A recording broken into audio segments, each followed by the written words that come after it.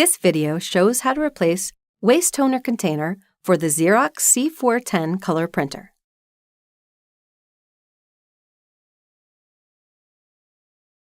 Open doors A and B.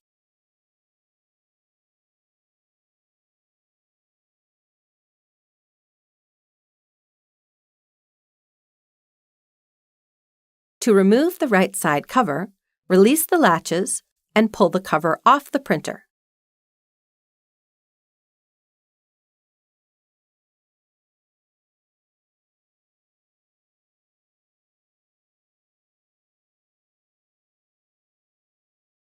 Press both the levers to unlock the waste toner container and pull it out of the printer.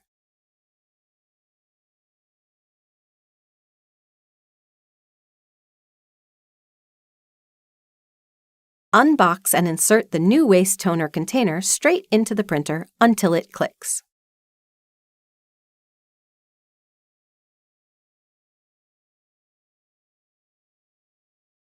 Insert and close the right side cover until it clicks.